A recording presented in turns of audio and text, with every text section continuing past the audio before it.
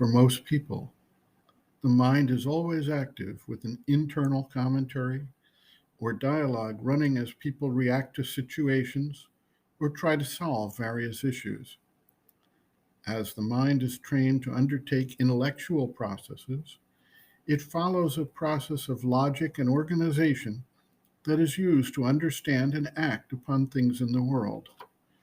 The process we call thinking is a step-by-step and detailed internal system that tries to work its way through what many call a decision tree. This process naturally focuses on a specific object, goal, or problem to be solved, narrows the focus, fragments the attention to this one thing that needs to be resolved, and then creates a series of steps to move from where the mind is now to where it needs to be to find and implement a solution. When confronted with the idea of silencing the mind, we naturally are fearful that we will either lose our ability to think and solve problems or issues, or that we will simply become dull and unable to function.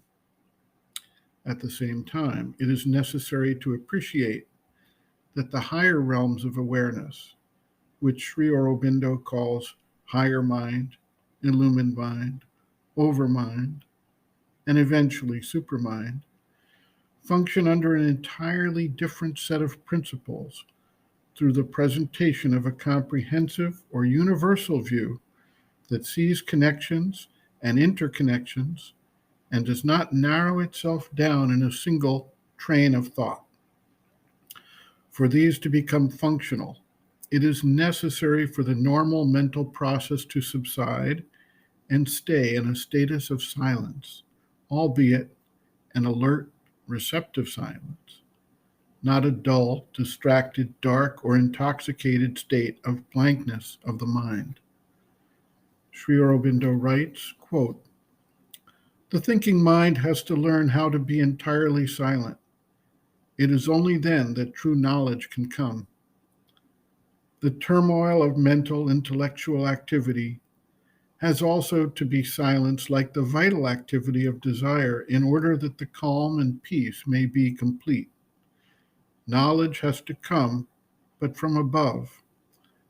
In this calm, the ordinary mental activities, like the ordinary vital activities, become surface movements with which the silent inner self is not connected. It is the liberation necessary in order that the true knowledge and the true life activity may replace or transform the activities of the ignorance. To think and question about an experience when it is happening is the wrong thing to do. It stops or it diminishes it. Let the experience have its full play.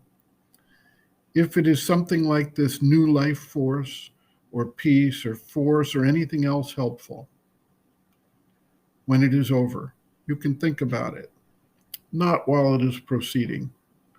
For these experiences are spiritual and not mental, and the mind has to be quiet and not interfere." End quote. Reference, Sri Aurobindo, Integral Yoga, Sri Aurobindo's Teaching and Method of Practice, Chapter 9, Transformation of the Nature, Transformation of the Mind, pages 240 to 245.